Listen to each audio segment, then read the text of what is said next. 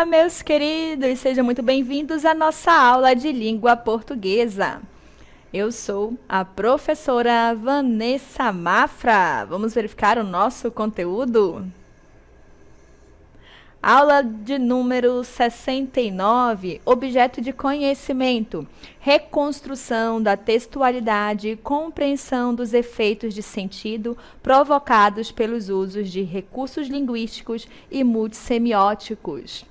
Nosso detalhamento, gêneros que podem ser trabalhados, romances infanto-juvenis, contos populares, toadas, lendas amazônicas, brasileiras, indígenas e africanas, narrativas de aventuras, contos de terror, narrativas de enigma, mitos, crônicas, autobiografias, histórias em quadrinhos, mangás, poemas de forma livre e fixa, como sonetos e cordéis, vídeos poemas, poemas visuais, entre outros. Muito bem, então vamos para a nossa aula.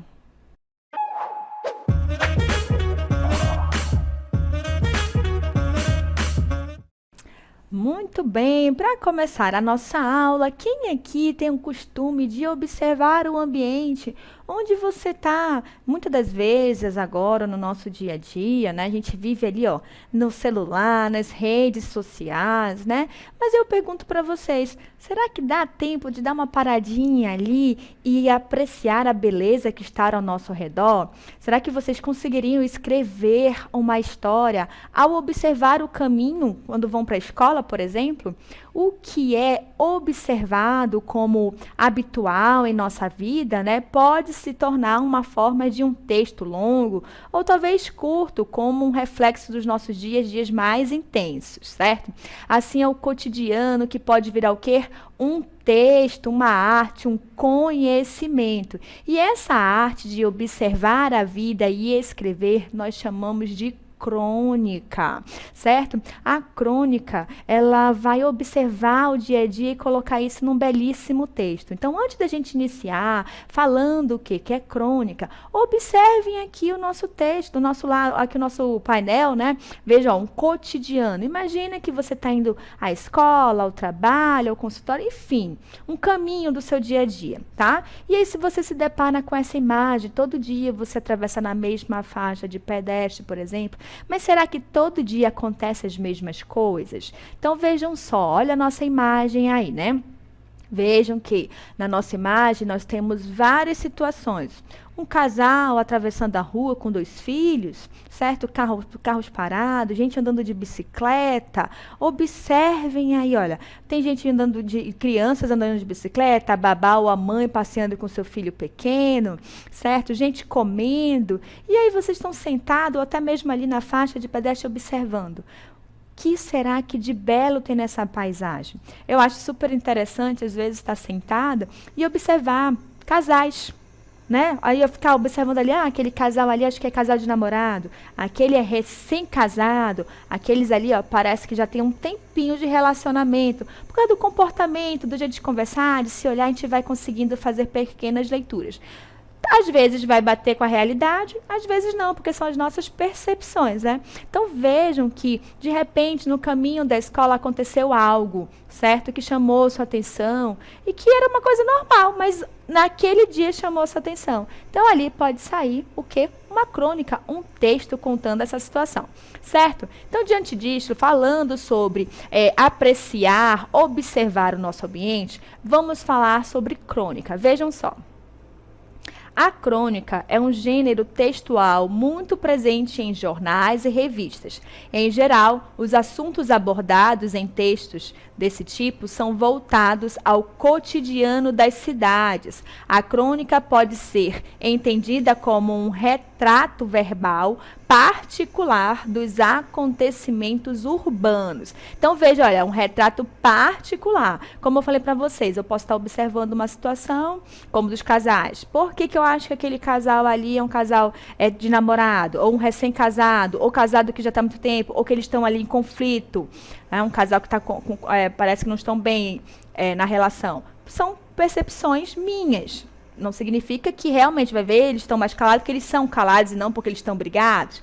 Vai ver, eles estão ali mexendo no celular porque é uma coisa urgente de trabalho. Enfim, né? Então a gente vai observando situações e que talvez a gente vai tirando nossas conclusões, não necessariamente sejam as verdades. Como a gente viu, são particulares. E aí a crônica, vocês viram que é um gênero muito presente nos jornais e revistas, certo?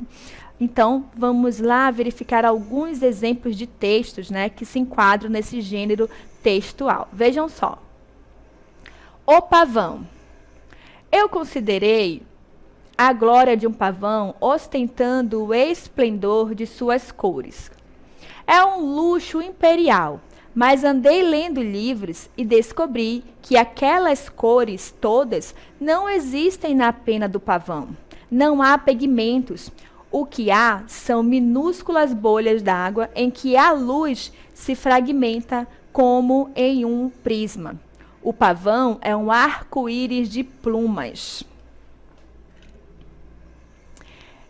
Eu considerei que este é o luxo do grande artista. Atingir o máximo de matizes com o mínimo de elementos. De água e luz, ele faz seu esplendor. Seu grande mistério é a simplicidade. Considerei, por fim, que assim é o amor. Oh, minha amada, de tudo que ele suscita e esplende e estremece e delira em mim, existem apenas meus olhos recebendo a luz de teu olhar. Ele me cobre de glórias e me faz magnífico. Rubem Braga, né? Rubem Braga é super conhecido por suas crônicas, tá? Vejam só que ele fala sobre o pavão, ele começa falando sobre o pavão e achava luxuoso as cores, inclusive ele achava que as cores do pavão estavam mesmo ali na plumagem que chama, né? No coisa da pele, enfim, do pavão. E não era. Então ele foi lá e ele pesquisou e viu que no pavão que era ele refletia. Então era uma combinação, né, de luz e água. Então é aquela coisa do referencial. Tudo depende do referencial. E aí depois ele faz uma comparação sobre essa questão do artista também, que o artista ele chega no ápice dele quando ele consegue fazer essa combinação. Ou seja, muitas das vezes não são totalmente as cores. É a iluminação que faz a diferença. Tanto que quando a gente vai bater uma foto, né, a primeira coisa que um especialista, né, um fotógrafo vai dizer é o quê? O ideal seria uma luz natural, mas se não tiver, pode ser uma luz artificial, porque é o melhor ângulo da luz e tal. Então, vocês sabem que a luz interfere na cor da pele, ou às vezes, eu já vi um vídeo na internet que, dependendo da luz, mostrava a mesma pessoa. Parecia assim, que ela estava muito mais velha uma hora ela estava assim, mais nova, uma hora muito magra, outra hora mais... E foi tirado fotos de segundos ali. A diferença foi a posição da luz. Então, veja como a luz influencia.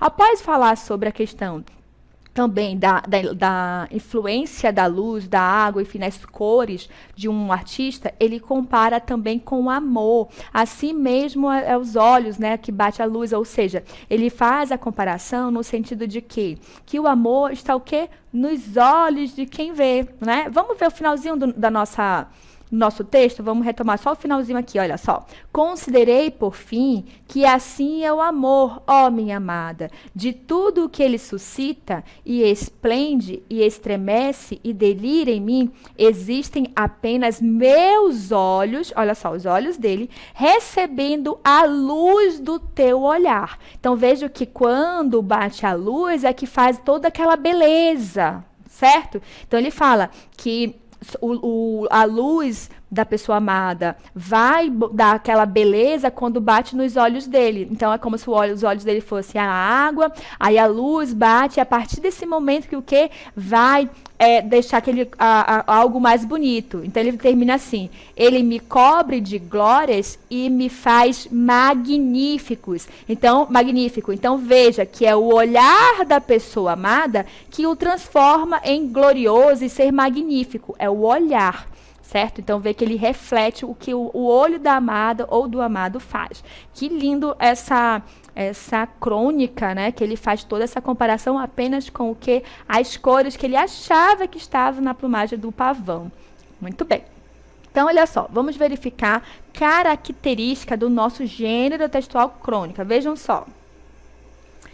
Então, a crônica é um texto que narrativo, e ele é geralmente o que? Curto, tá? Porque ele vai falar sobre um determinado acontecimento. Então, esse acontecimento é ali, no dia a dia, então é curto, não tem passagens de 2, 3, 4 dias, tá bom?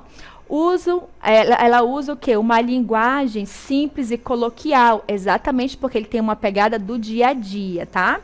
Presença de poucos personagens, espaço e tempo reduzido. Porque se é uma narrativa curta, como eu disse, não pode ter a passagem de tempo muito longa, nem espaço, porque é aquela coisa de você observar algo do teu cotidiano. No intervalo de 10 minutos aconteceu isso. Então, veja que no intervalo de 10 minutos houve uma situação, porém não o suficiente para trocar para passagem de tempo e vários espaços, tá bom? Temas relacionados ao cotidiano, no nosso dia a dia. Não é à toa que esse gênero é muito vinculado em jornal e revista, porque os jornais e revistas são coisas que têm que ser atualizado constantemente, porque sempre está se renovando, sempre acontece algo novo para ser contado. Tá bom? Então, as crônicas, elas também podem apresentar argumentos, tá bom? Reflexão e humor em relação a um assunto retratado, tá bom? Então, dentro da crônica, a gente pode ter esses quesitos também, tá? Argumento, tá bom? Uma reflexão, humor. Então, vai ter crônicas que vai ter essa pegada e outras nem tanto, tá? Muito bem. Então, vamos continuar e verificar mais um exemplo. Vejam só. Outro elevador. Acende, dizia o ascensorista. Depois, eleva-se para cima, para o alto, escalando. Quando perguntavam, sobe ou desce? Respondia, a primeira alternativa. Depois dizia, descende, né? Ruma para baixo, cai controladamente. A segunda alternativa, gosto de improvisar, justificava-se. Esse maquinista que estava botando o elevador, ele era bem, ousado. Mas como toda arte tende para o excesso, chegou ao preciosismo. Quando perguntava, sobe? Respondia, é o que veremos. Ou então, como a Virgem Maria, desce? Dei. Nem todo mundo compreendia, mas alguns o instigavam. Quando comentavam que devia ser uma chatice trabalhar em elevador e ele não respondia, tem seus altos e baixos, como esperavam, respondia criticamente que era melhor do que trabalhar em escada, ou que não se importava, embora o seu sonho fosse um dia comandar alguma coisa que andasse para os lados. E quando ele perdeu o emprego, porque eu substituir o elevador antigo do prédio por um moderno, automático, daqueles que tem música ambiental, disse, era só me pedirem, eu também canto. Olha só, né? Ele faz de tudo. Então, vejam que aqui mostra a questão do dia a dia, de que para algumas pessoas aquele trabalho é chato, que seria só o quê? Sobe, desce, qual é o andar? Sim, pois não, isso mesmo. E aí ele no dia a dia, para ele não era isso, né? Então ele usava ali, brincava, fazia como a Virgem Maria, sobe, desce, então ele mudava as respostas, inclusive instigava quem estava ali, ficava, será? E agora? Será que a gente está subindo? Será que a gente está descendo? Era uma forma, inclusive, ali de interagir com quem usava o elevador. E aí ele, inclusive, comenta que ele já perdeu o emprego em outro prédio porque modernizaram, então não precisava mais do serviço dele, já era automático, música ambiente. E aí ele faz uma brincadeira ali, né? Que se queriam música, bastava pedir, porque ele também estava disposto a cantar. Tudo isso para não perder o emprego. Veja, inclusive, que se a gente for pegar uma reflexão ali sobre a questão da necessidade de se trabalhar. Então, ele precisava trabalhar, ele não via isso como uma chatice, uma necessidade, e procurava dar o melhor dele no ambiente de trabalho, né? Deixando mais o que assim, mais leve, não só para ele, como para os usuários, né? De quem estava usando ali o elevador. Certo? Então, a importância da gente ver beleza no nosso dia a dia, deixar mais leve. Vamos verificar mais uma crônica? Vejam só. Essa crônica se intitula Cafezinho. Leio a reclamação de um repórter irritado que precisava falar com um delegado e lhe disseram que o homem havia ido tomar um cafezinho. Ele esperou longamente e chegou à conclusão de que o funcionário passou o dia inteiro tomando café. Tinha razão o rapaz de ficar zangado, mas com um pouco de imaginação e bom humor podemos pensar que uma das delícias do gênio carioca é exatamente esta frase. Ele foi tomar café. A vida é triste e complicada. Diariamente é preciso falar com um número excessivo de pessoas. O remédio é ir tomar um cafezinho. Para quem espera nervosamente, esse cafezinho é qualquer coisa infinita e torturante. Depois de esperar 2 ou 3 horas, dá vontade de dizer: bem, cavalheiro, eu me retiro. Naturalmente, o senhor Bonifácio morreu afogado no cafezinho. Ah, sim, mergulhemos de corpo e alma no cafezinho. Sim, deixemos em todos os lugares este recado simples e vago. Ele saiu para tomar um café e disse que volta já. Quando a bem-amada vier com seus olhos tristes e perguntar: ele está? Alguém dará o nosso recado sem endereço. Quando vier o amigo, e quando vier o credor, e quando vier o parente, e quando vier a tristeza, e quando a morte vier, o recado será o mesmo. Ele disse que ia tomar um cafezinho. Podemos ainda deixar o chapéu.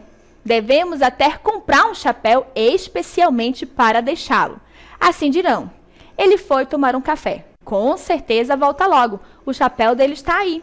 Ah, fujamos assim, sem drama, sem tristeza. Fujamos assim. A vida é complicada demais. Gastamos muito pensamento, muito sentimento, muita palavra.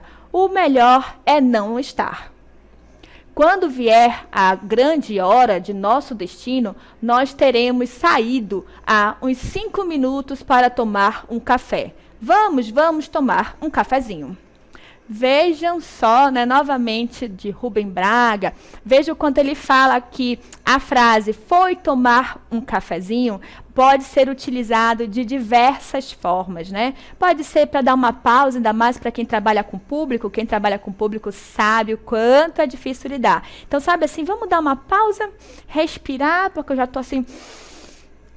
Vou tomar um cafezinho. Um cafezinho é lenda, mas aqui dentro do Brasil a gente toma bastante café. Café para tudo. Ah, estou triste, vou tomar um café. Ah, eu estou um pouco sem fome, vou tomar um pouquinho de café. Nossa, como tá quente. Bora tomar um pouquinho de café? Então, é nosso costume tomar e veja como é importante, né? Inclusive, essa parada para tomar um café é um momento de quê? De relaxar, um momento de, opa, vou voltar para mim, e aquele coisa assim, inclusive, a medida do cafezinho, vamos lá tomar um cafezinho, pode ser considerado também assim, aquele ali, ó, não quer trabalhar, tá enrolando, ele sempre para tomar um cafezinho, e aí esse horário de cafezinho dele dura 1 hora, 2 horas, 3 horas, como aconteceu ali do senhor Bonifácio, que quem estava esperando estava dizendo o quê? Se afogou dentro da xícara de café. Vejam também que o falar de, ele foi tomar um cafezinho, é para despistar aquelas pessoas que a pessoa não quer atender, o chato de galocha que a gente fala, ou então como ele fala, o credor, tô devendo, lá vem, diz que eu saí para tomar um cafezinho. Então ele fala, ele foi tomar um cafezinho, mas volta logo. E aí fica da pessoa, se vai esperar ou não. E aí ele também cita a questão de tomar um cafezinho, que é saber esperar o momento, inclusive, da morte, quando ele fala que quando chegar aquele grande momento, ele vai sair 5 minutinhos antes para tomar um café. Ou seja, para ir descansando e já se preparando para o seu momento. Certo? Então, olha só como a questão do cafezinho reflete sobre a nossa vida, a importância de darmos o quê? Essas paradas, seja para relaxar, ou seja também para dar uma escapadinha de quem a gente não quer, ou até às vezes, infelizmente, em off, de um serviço que está deixando a gente desgastado, né? Muito bem. Agora, nós vamos continuar, na verdade, né, verificando mais uma crônica. Lembra que eu falei para vocês que a crônica ela pode trazer argumentos, reflexões, certo? E humor. A crônica está no nosso dia a dia, então retrata coisas do nosso dia. A gente acabou de verificar a questão do cafezinho, a questão de comparação, a questão do amor, da gente ver e trabalhar de forma mais leve, deixando o ambiente assim. Então, veja que a pegada até então das nossas crônicas é essa reflexão, né, sobre a nossa vida, porque é o olhar ao seu redor. Como você está olhando ao seu redor? Será que ao ambiente que você frequenta é um ambiente bom? Não é? Como será que isso reflete na sua vida? Você já pensou estou parada, está aqui observando? Como o ambiente interfere na sua vida? Será que é o momento de dar aquela paradinha para tomar o café? Ou seja, vou dar um tempinho aqui porque isso aqui não está me fazendo muito bem. Né? Vamos agora para mais uma crônica. Essa é uma boa reflexão para a nossa vida. Prestem atenção.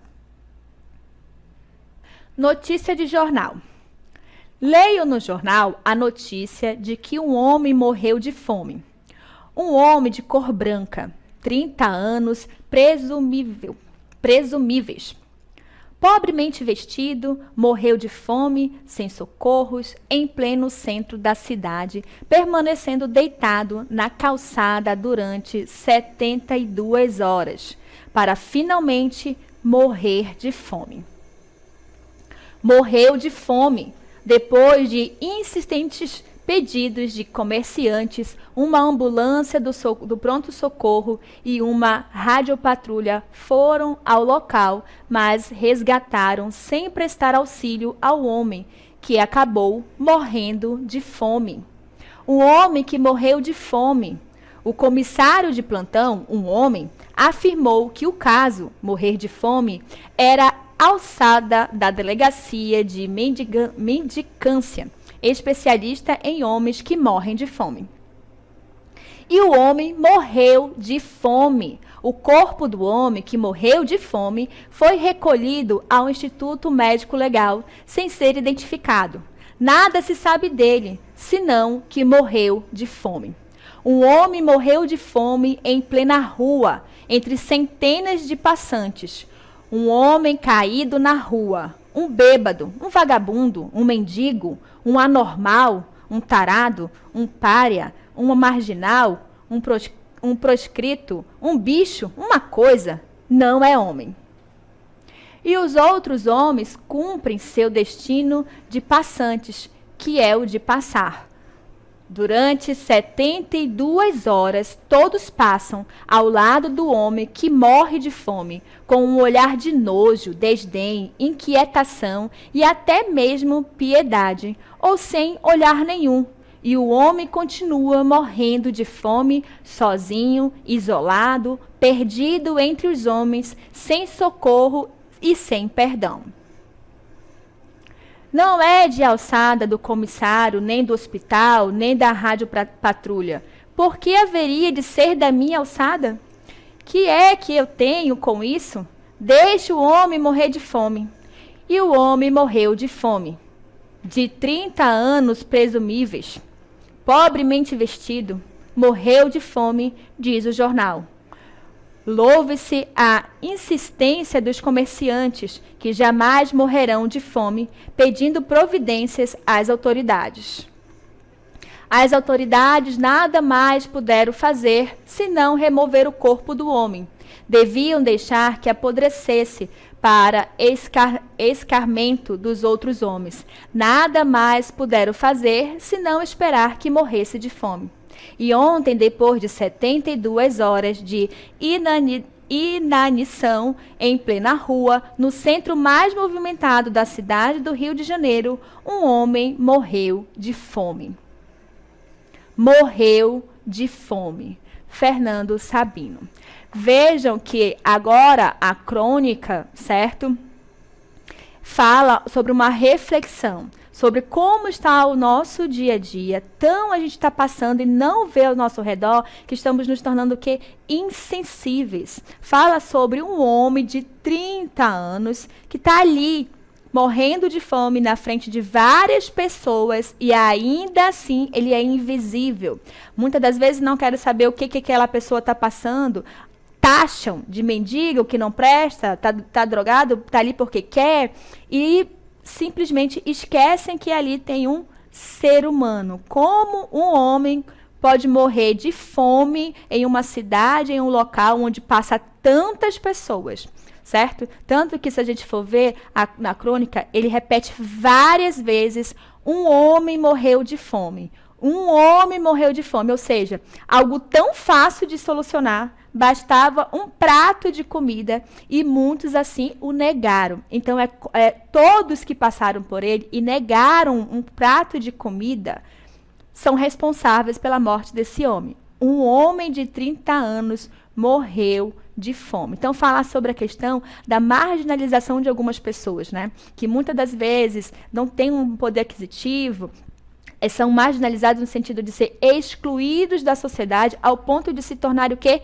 Invisíveis. Quantas vezes a gente passa perto de pessoas e a gente ignora, ou simplesmente na correria a gente realmente não está vendo, porque não estamos ali vivendo, observando o nosso ambiente ao ponto de passar por um corpo que está jogado na rua, ou seja, já está sem vida há 72 horas que as pessoas vão ter noção de que aquele ser já partiu. Então, como nós estamos vivendo a vida, né? Como estamos lidando com o nosso próximo? Um prato de comida é o mínimo que a gente pode fazer a qualquer pessoa, né? Comida, água, não se nega a ninguém. Ainda mais alguém que está tão necessitado e que você passa todos os dias e olha aquela pessoa definhando e você não faz nada. Então, onde está a nossa humanidade, a nossa piedade, a nossa misericórdia, que muitas das vezes a gente quer, porém não dá ao próximo, né? Então, esse texto da questão do jornal é muito forte, né? Às vezes tem alguém próximo da gente que está passando por uma necessidade e a gente não consegue enxergar esse próximo. Então, é importante observar o nosso ambiente, certo? Muito bem. Então, agora, preste atenção ao vídeo. A arte de ser feliz. Houve um tempo em que a minha janela se abria para um chalé. Na ponta do chalé brilhava um grande ovo de louça azul.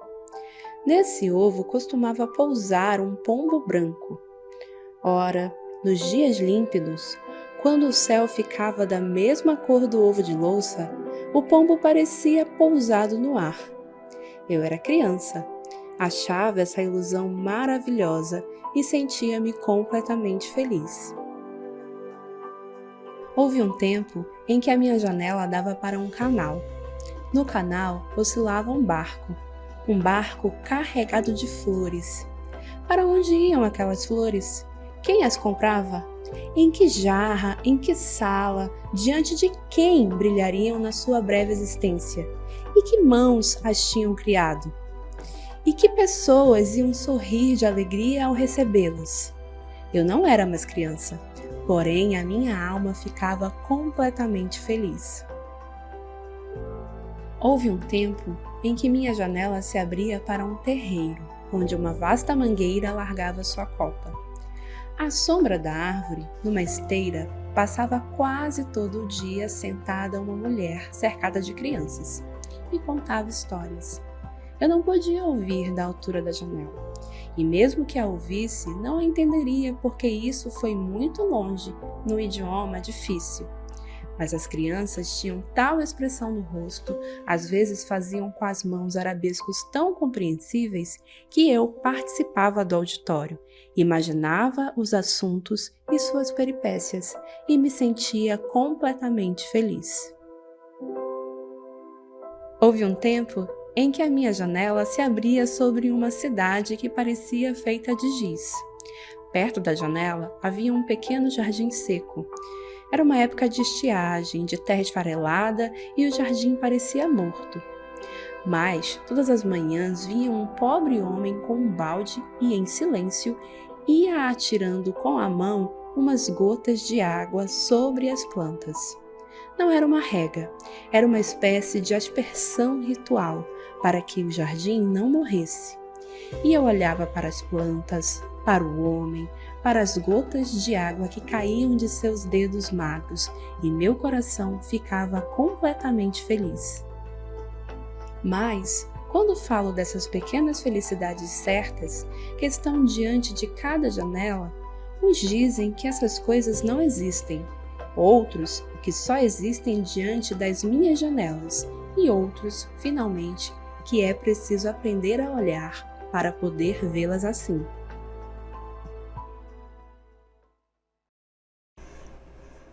Muito bem, a arte de ser feliz. Vejam só, né? Quantas janelas na vida dela ela viu. Quantas paisagens nessas janelas ela apreciou e conseguiu ver beleza em cada um. A gente pode, inclusive, associar essa questão da janela quando a gente está dentro da nossa casa, no sentido do nosso interior. Às vezes a gente está triste, não está bem, mas é importante olhar através das nossas janelas, que seria o quê? Os nossos olhos, e conseguir ver a beleza da nossa vida, que apesar das tristezas, olhe pela janela, veja o que tem, aprecie e aprenda. Tire um ensinamento, veja a beleza, mesmo nos seus dias mais difíceis, né? Perceba que todas as crônicas que a gente viu, elas foram curtas, né? Curtas no sentido do tempo em si.